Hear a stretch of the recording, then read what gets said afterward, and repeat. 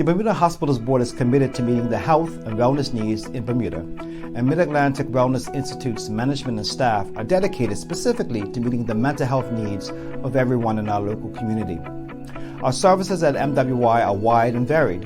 For those who have been diagnosed with a mental disorder, we offer inpatient and/or outpatient treatment in a variety of modalities.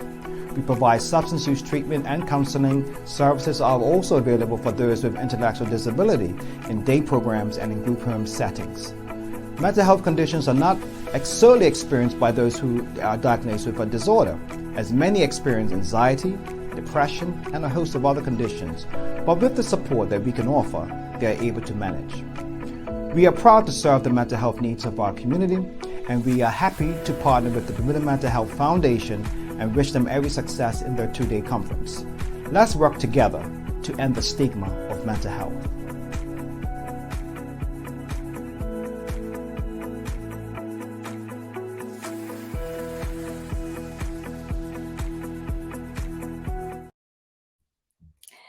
And we are back, and I just love Preston. He's so great. He's also been a part of the foundation for many years. So thank you, Preston, and BHB for that wonderful video.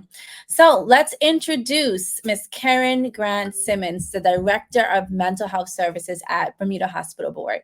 With over 2 decades of nursing experience, she's a registered psychiatric nurse and a certified critical care nurse. Karen holds a Master's of Science degree in Mental Health and Psychiatric Nursing and has completed a postgraduate diploma in Human Resource Management and Leadership and Management. She is also an executive MBA accelerator program graduate from Chester University in UK. In addition to her clinical background, Karen is an adjunct nursing lecturer and is actively involved in various nursing organizations, including serving as the president of the Bermuda Nursing Association.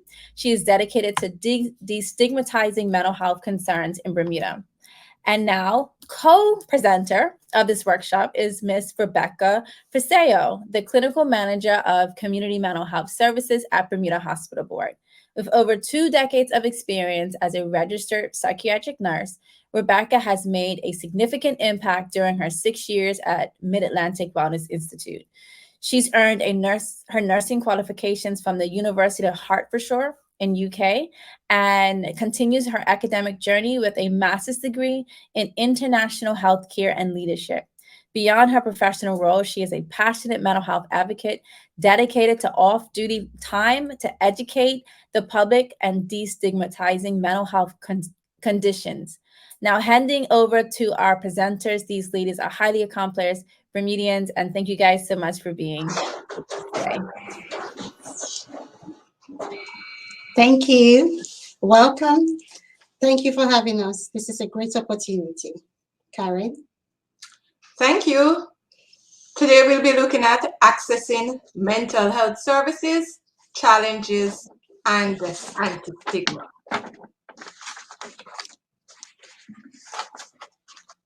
At the Mid-Atlantic Wellness Institute, we have 3 directorates. You have the Mental Health Directorate, the Turning Point, and Substance Use Services. You also have the Intellectual Disability Services. For the mental health services, you have inpatient, acute, and long-term care services. You have the community mental health services, and you also have child and adolescent services. For the Turning Point substance use, you have the inpatient detox, intensive outpatient services, methadone clinic, and for intellectual disability, there's community group homes, at least 14. You have day services, which is the community team, and you have respite care. For the community mental health services, we serve as the entry point to mental health services in Mid-Atlantic Wellness Institute. We do accept referrals from people themselves directly or from their families, GP, their employees, their any support network that they may have may contact us to seek support or accessing our services. And these are some of the services that we offer: psychological, emotional, psychiatric assessments, treatment, education, rehabilitation. Referrals can be the source of accessing services from us, and we are open Monday to Friday from 8 a.m. to 5 p.m. Our direct contact number is 249-3432 or 249-3433, and that takes you through directly to speak with the clinic triage nurse. During out of hours, inclusive of holiday periods, you still can access support from the evening night manager or the resource managers, and they can be contacted directly on 249-3258. In times of crisis, we have a 24-hour mental health crisis line. The direct number 239-1111, and this is operational throughout the day. It's a 24-hour crisis line. The core services that we provide, we work in hand with the acute inpatient care to provide either nursing care or medication management where clinically indicated. In outpatient services, we provide psychological services, be it individual therapy, psychiatric consultations with our psychiatrist team, family support group, and community-based interventions. It is important for us to actually say here that to be able to access our services does not mean you need to come to Mid-Atlantic Wellness Center in Devonshire. We do offer home visits as a way of providing confidential services, as well as destigmatizing receipt of psychiatric care. We have partnered with the Department of Health, and we do use Victoria Street Clinic every Friday to be able to see people who need our services. We can also arrange with you where possible, either to meet in a location that is suitable for you. All of this is due to our efforts in trying to destigmatize and reduce discrimination for people either living with or experiencing mental health conditions. For the children and adolescent services, they are based at Mid-Atlantic Wellness Center, which is the 44 Devon Springs Road. Their direct contact number is 239-6344, and the fax number is 232-1512. Emails for referrals only should be sent, please, to cas.referrals@bhb.bn. So challenges in accessing mental health services. One of the main challenges is the stigma and discrimination that individuals face. So how do we define stigma? When we make assumptions about how mental health problems will affect someone's behavior, this makes it more likely that they'll be singled out or labeled as different, dangerous, or strange. And there are varying types of stigma. You have the public stigma, where there is this negative stereotype, prejudice, beliefs that all mentally ill clients are different, dangerous, or they are acting strange. Then you have the self-stigma, wherein persons starting to internalize those negative stereotypes and beliefs. They start believing, I am no good. I will not amount to anything good because of all the stigma, all the discrimination that they have been facing. Then you have label avoidance, which can be quite serious.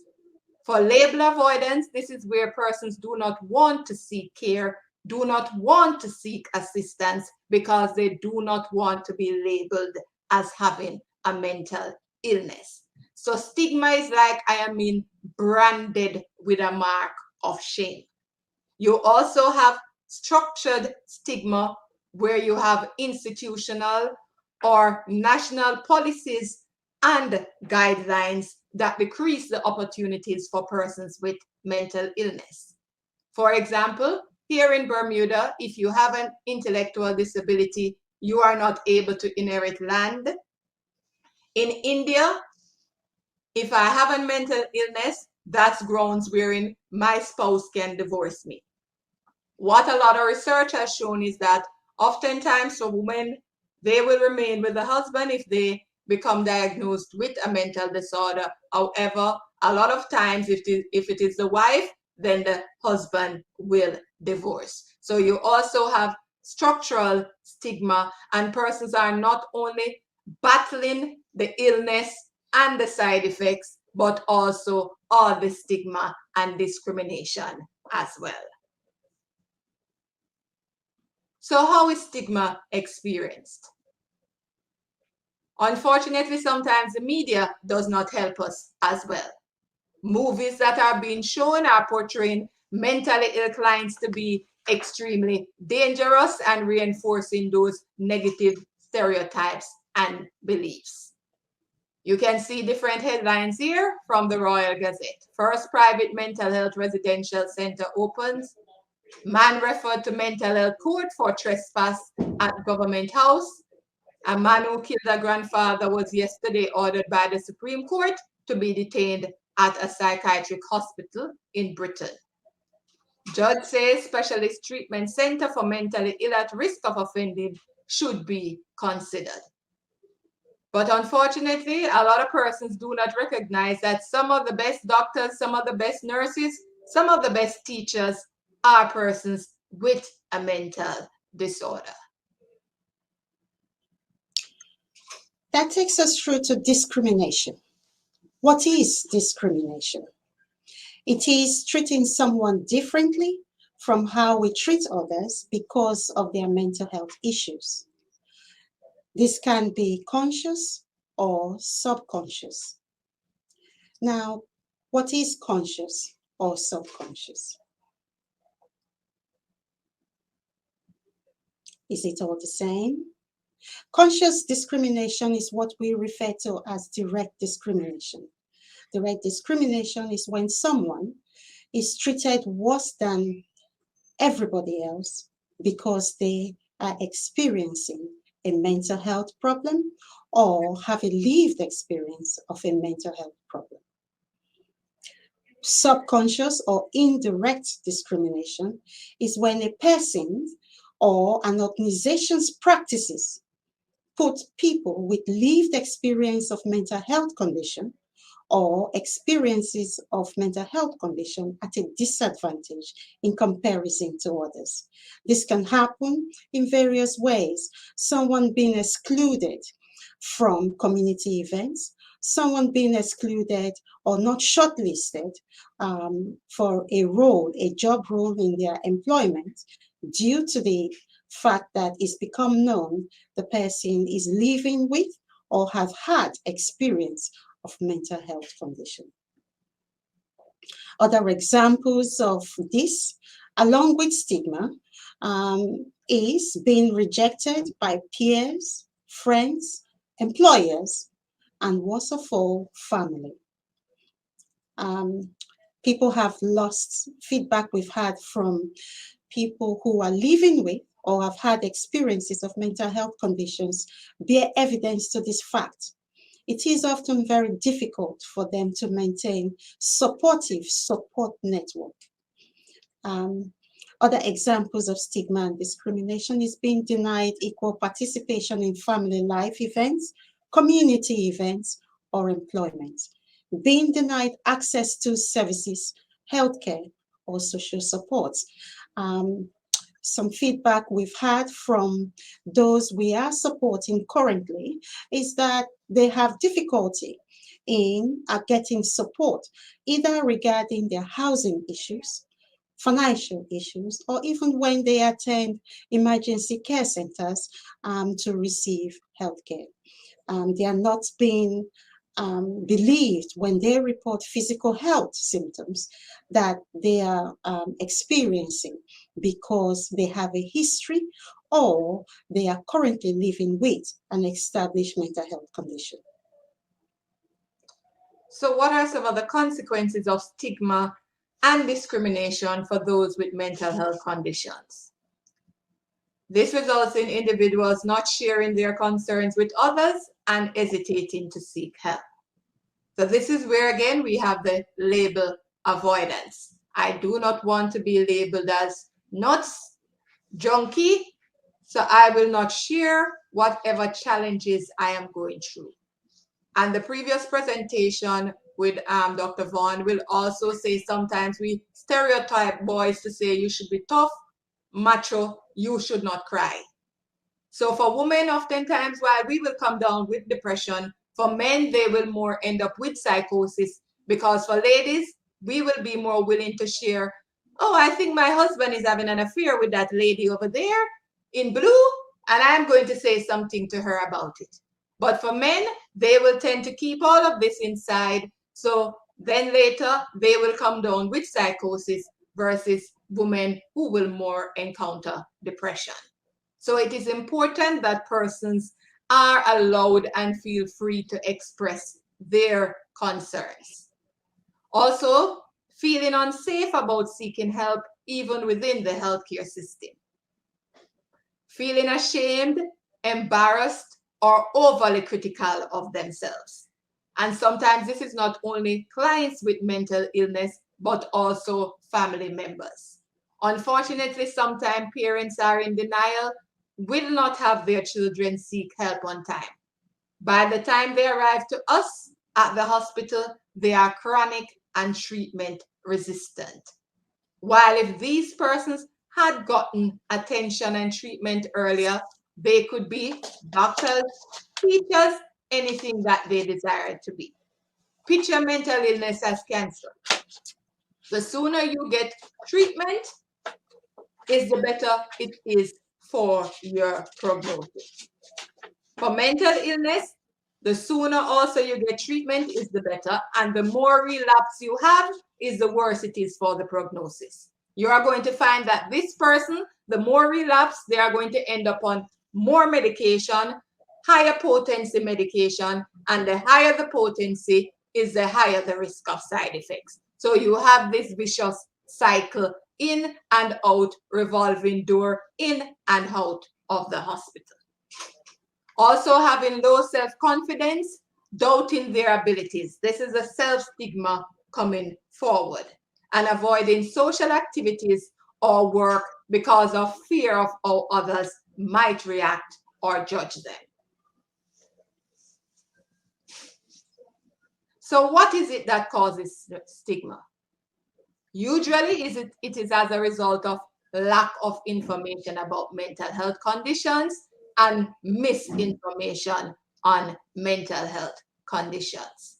You have persons who are of the belief that persons with mental illness are faced with some demon. And oftentimes I will say, I cannot treat Satan, I cannot treat the devil. I cannot give him antidepressant and get him out of anybody's body. So oftentimes, persons are not educated, they make assumptions and they go around with these misinformation. And if many persons are aware of mental illness also have a very strong genetic predisposition. If I have an identical twin with a mental disorder, there's a 30 to 70% chance I will have it. If I have a first-line family member, mother, father, sister, brother with it, I am at 10 times increased risk of having that chemical imbalance. But mental illness does not limit an individual's potential.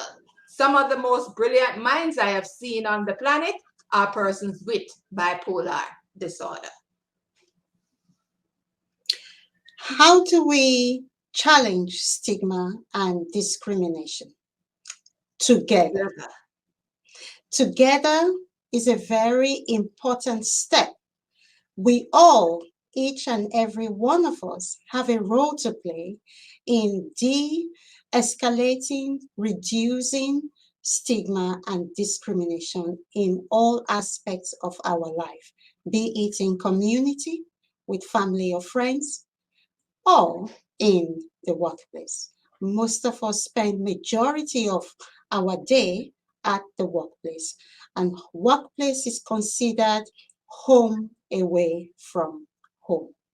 So it is important for us to recognize that in our interactions with one another or about each other, our language do matter.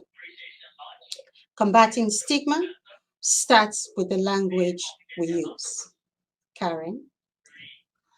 We must all be conscious of outdated, prejudicial language used in the media and around us every day. He is schizophrenic, he is nuts, he is a junkie. As we communicate with one another, we need to be mindful of the impact of our language. To drive Everyone can be a champion against stigma by advocating the use of accurate and respectful language. And we first have to respect self before we can respect others. So to drive this point home, we have a video that I would like to share with everyone and hear directly from people who have lived or living with mental health condition. Skits and nutter. Mental case. Attention seeker. Brainless. Crazy. Psycho. Yeah. Fruit Loop. Maniac. Useless. Not all there. These are all words and phrases Used against people like me. Living with a complex mental health condition. Have you ever experienced any stigmatizing language? It was said a lot to me, like nuts and like maniac. I think you're going a little bit mental. Have you had your medication? But not that he meant any harm, it's just the use of that language is not helpful in that situation. Yeah, I've had a bit of stigma. People thought I was drunk. Oh, her brain is chopped, so she has no brain. It's because I had a brain injury and I had a brain operation done because my tumor was in my brain. They disregard it as if it's not an existing illness because I think it's because they can't see it. Just because I had a tumor, it doesn't mean I have no brain. So language is really important because it's a form of social action. It can either exacerbate or diminish stigma. So it has a lot of power. You say a word and people get a picture in their head. So I think it's really important we use the right language to help people get the right picture in their heads. So language like committed suicide has those connotations of a crime. That phrase hits home with me because my symptoms manifested themselves that I was suicidal. Because committed means something criminal offense. They took their own life. And there's more power behind that phrase than what it is behind committing suicide. Suicide isn't a crime. It hasn't been since 1961 in the UK. So we shouldn't be talking about people committing suicide because it's not an illegal act. Phrases like this person died by suicide yes, or completed suicide may be more helpful. So we know that sometimes people will talk about people in derogatory ways. That might be about acting a bit schizo without having a mental health diagnosis. That's really quite unhelpful, and I think it comes down to lack of understanding and using phrases about people when they don't have a diagnosis. So I think using slang words like maniac, psycho, crazy, they're so easy to slip into our language, but they're really, without realizing it, quite impactful and quite damaging. Lunatic, such an old word related to the moon. Hysterical is because they used to think that the womb moved around a woman and when it went to her brain it made her hysterical, and that was why. That's why we use the word hysterical, and we still use it in a way to describe people who are mentally unwell, but it's so outdated as a phrase. Whenever I hear these kind of words, that make me sad and very offensive. You wouldn't say, "Oh, I'm acting like I've got like chronic asthma or something like that," because you know that that would have really upset somebody that had asthma. I think the term mental health is something that everyone has. You know, if you talk about gut health or physical health, everyone understands what that is. But everyone has a level of mental health, be that good or be that bad. I think people need to be really mindful about what they're saying, how they're saying it, and the impact that can really have on people. So I think it's about asking questions first and trying to understand what the person's living with and experiencing. We've really got to take responsibility for the language that we use. What might seemingly be an innocent comment actually is really, really powerful no matter what the intention is, and we have to take responsibility for the language that we use. Language matters. It matters. I matter. We all matter. Think before you speak.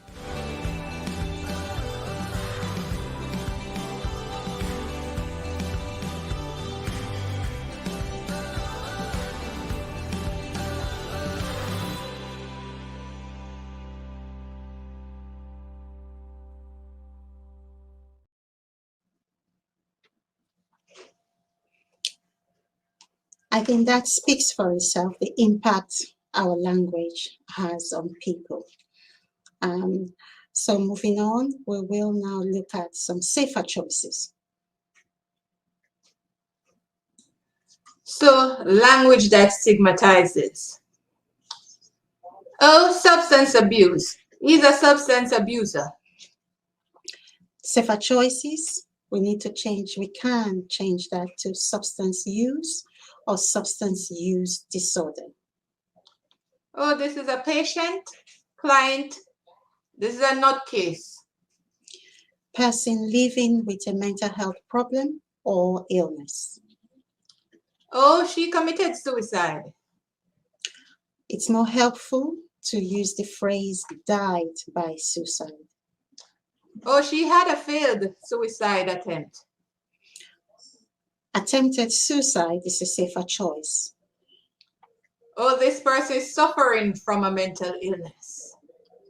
We now need to swap that for a person living with or experiencing mental illness. Oh, he's just an addict, a junkie. It's safer to say he lives with a substance use problem or disorder. She is very much insane. She has lived experience with a mental health condition. Is a safer, more respectful way to express that. Oh, he's schizophrenic. He lives with schizophrenia. Is a more respectful language to use while addressing that person. So challenging stigma and discrimination doesn't just mean using safer languages. It also means changing negative attitudes towards mental health condition. Karen spoke about changing the way we think, because mental health conditions are triggered by multifactorial reasons. It can be genetic, it can be situational triggered, it can be in moments of crisis. So it varies. And the fact that I have had experience of or currently living with a mental health condition does not impact my potential. We also have to educate individuals about mental health conditions by offering the right information, dispelling all the myths. When the public or policymakers know the facts about mental health condition, it does help to reduce the stigma and discrimination, makes it or normalizes talking about mental health condition, experience of mental health condition, or trying to seek support. It no longer becomes a taboo, and therefore we have a better understanding in our society. Other ways of challenging stigma and discrimination include, Karen?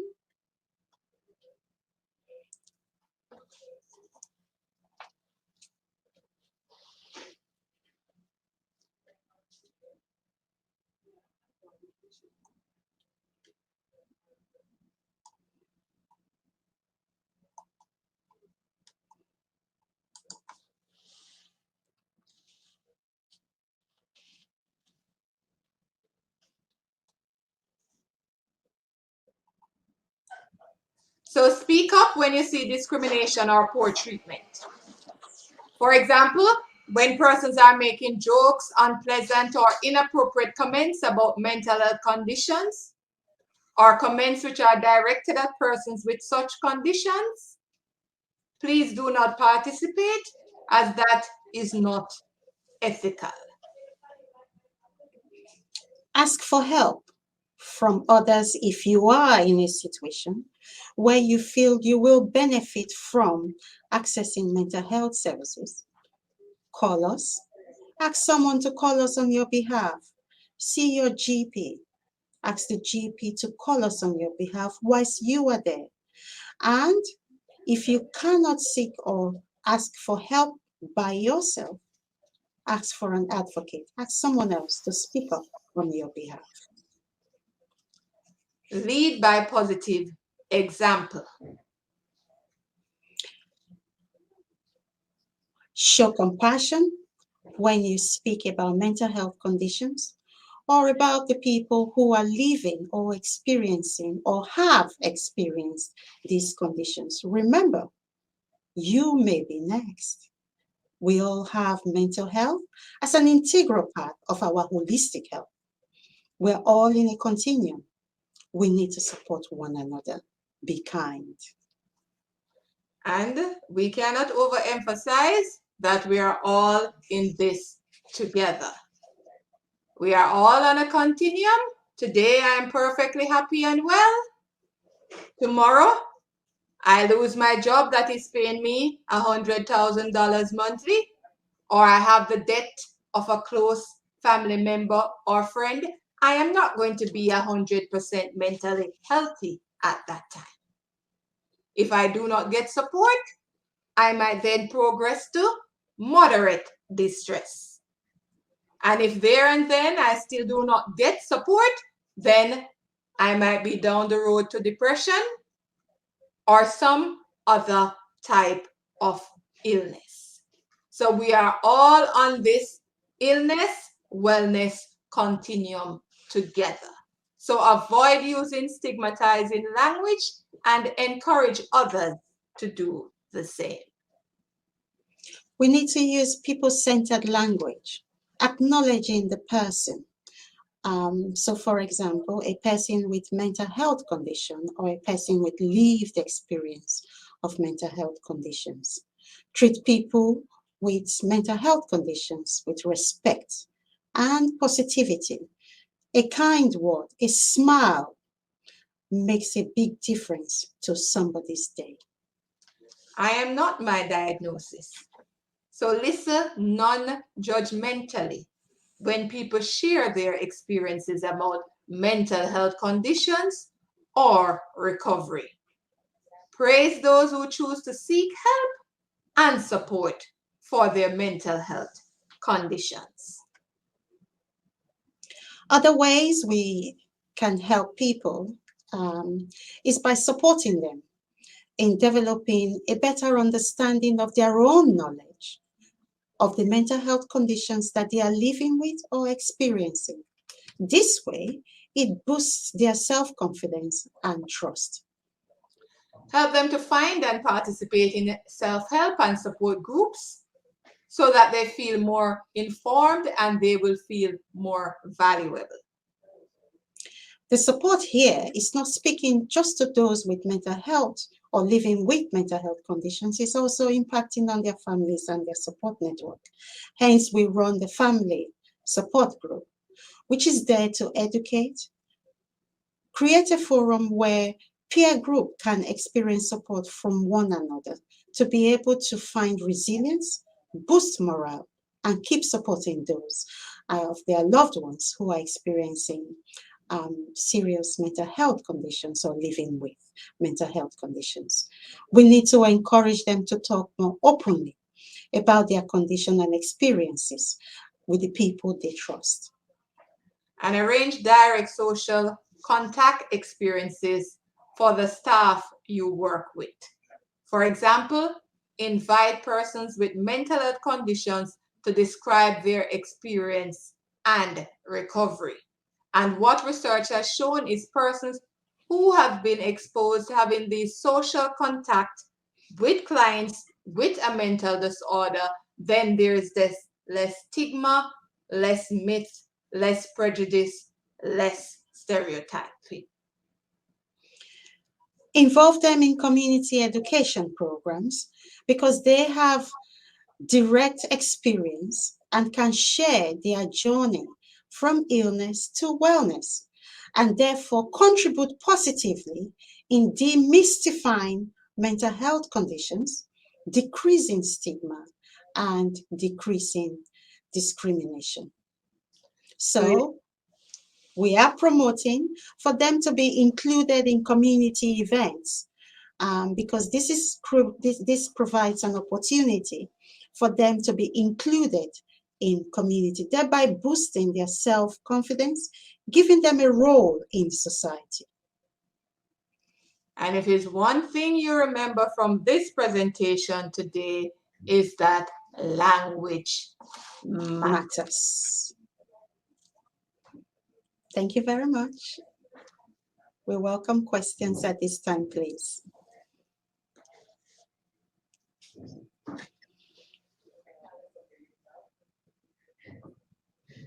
So there is one for you, Karen. Karen, yes. This is one of our mental welfare officers who has retired. The media unfortunately perpetuates the negative language by using banner headlines which focus on the illness rather than the situation. And that is true. So what we have to do to get around that is to educate media personnel of the impact that is having on persons with mental illness. Even in the previous presentation, it was highlighted 40% of persons with heart disease has depression. So mental illness is no respecter of anyone. What will throw me over the edge is different from what will throw somebody else over the edge. It is important that we give these persons support. They will be better able to contribute to society if we are able to break this barrier. These are our brothers, our sisters, our nieces, our nephews, our mothers, our fathers. Just picture yourself as a chief executive officer. You are having panic attacks. Would you like to be labeled nuts? Or you are experiencing depression? Would you like to be labeled as nuts?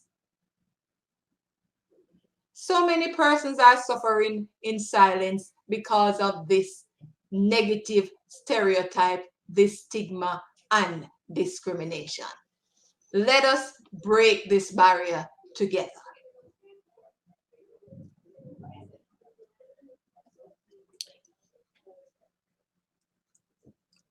This is coming from Simone Banks. How can the community become involved in the anti-stigma campaign? Well, we have just launched the website on the World Mental Health Awareness Day, October 10th. And we are seeking volunteers, advocates, champions who are willing to share their experience of what they have been through, having been diagnosed as having a mental disorder. Because varying research studies have shown that that is one of the most powerful ways in fighting stigma. Persons with lived experience sharing that experience. So definitely we will be reaching out to members of the community. We will be having more community engagement focused events, and we will be seeking volunteers, champions, and advocates in our anti-stigma campaign.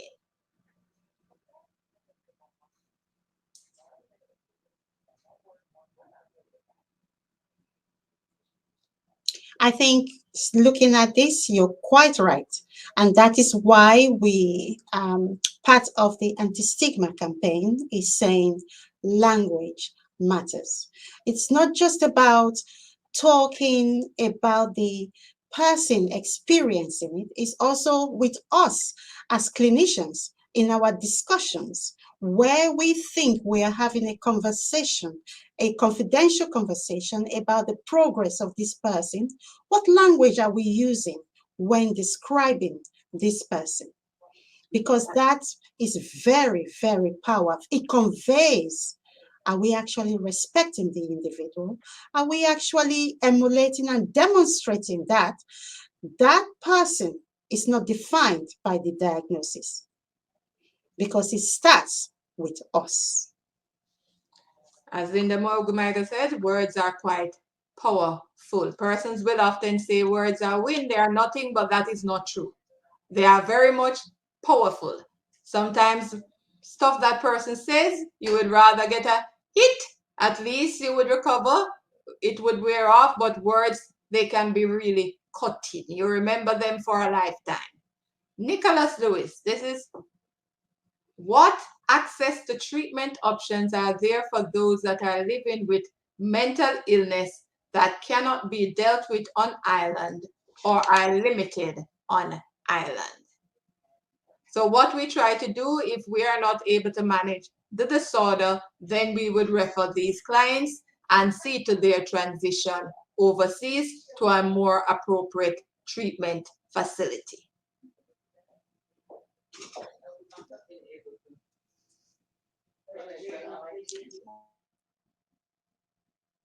So Karen, whilst we are waiting for more questions, paying attention that we now have 15 minutes before we say thank you. What can we do as employers, employees, as family, as community stakeholders to support everyone's mental health? Mental health in the workplace is also very much important. As you said, your workplace is your home away from home. Recently, we had the launch of the mental health committee, mental health campaign committee from the BPSU that will also be working on workplace wellness. That vision is healthy work site with healthy employees.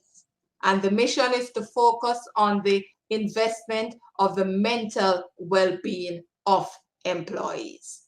So at work, we have to be mindful how we speak, how we communicate with each other.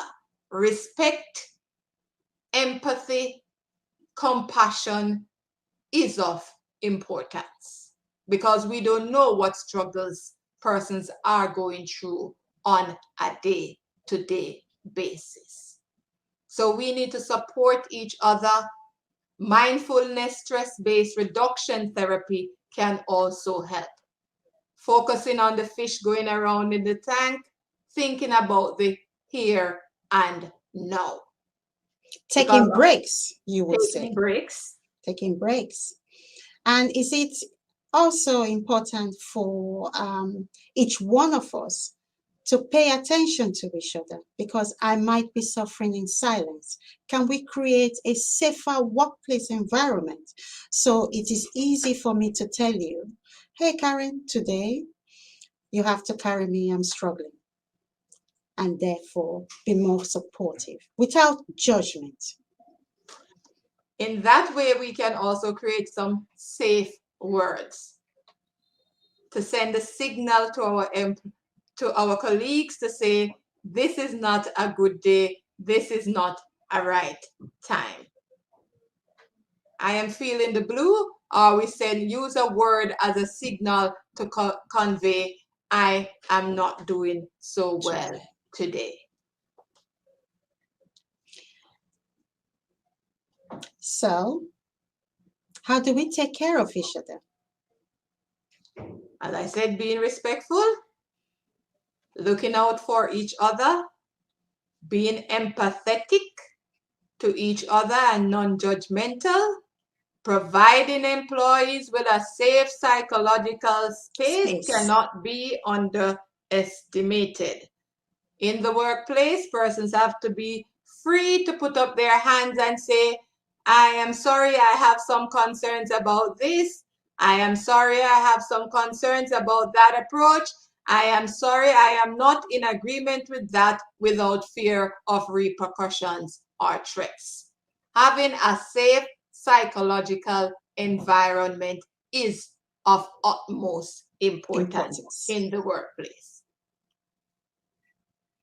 Also, being kind to one another, observing, noticing. Have you had a break? You've been you've been going. Stop. What can I take off your plate? Does this need to be done right now? Have a drink. Go walk outside. Get some fresh air. It's being supportive. It's being supportive. See, T. Burgess saying people can be nasty to you because they think they know whatever you are going through. This island is small and everyone gossips. Going to different businesses can be difficult, and when you express yourself, you are immediately brushed off and labeled as crazy, or something is wrong with you. And that is so true. For persons who have been diagnosed as having a mental disorder, it is like those persons have no feelings. They have no right to get upset. They have no right to get angry. Instantly, you are being labeled as being crazy. But we are all human beings with emotions. So I see another question. Are there any services that support persons going through depression of a loss of a loved one that's passed? Yes is the answer. Please do get in contact with us so we can support you. I will like to share our direct contact number at this point. You can call the acute clinic directly on 249-3432 or 249-3433 to get support. Call us, let's have a conversation, because there are various ways of us providing support for this particular reason or others. But And yes there are is the also answer. other persons providing bereavement therapy. So we can provide options. This is the Chief of Staff, Dr. Wesley Miller. We need a new vision with mental health nurses placed on surgical wards, medical wards, maternity, and other areas of inpatient and outpatient areas. I so agree with you. And that will also However, fight the stigma. Put us yes. also in the emergency department Yes. as liaison. Yes. When clients come there, we are able to see, we can Directly. take care of the whole Yes. biopsychosocial well-being. Yes. We so agree with you. We need more resources, however, to make this a reality.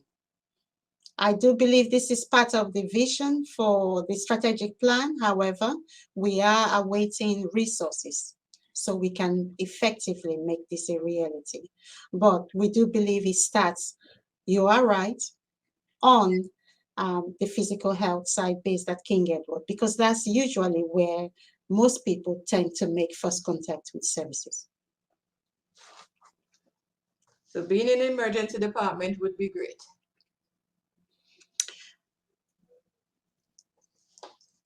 So, Karen, I want to say thank you for sharing this forum with me. And I am humbled and happy to be here. Thank you for inviting me. Thank you, everyone. We appreciate your listening. We appreciate your time. Remember, language matters, and we can only do this together. Never. So we look forward to your support, your advocacy, and more champions coming forward to help us fight the stigma and discrimination together.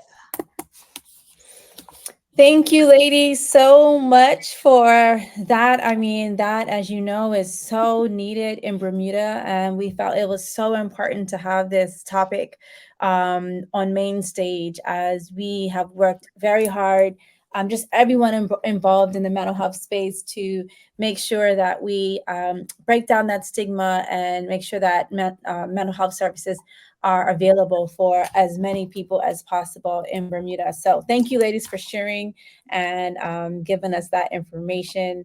We really, really appreciate it.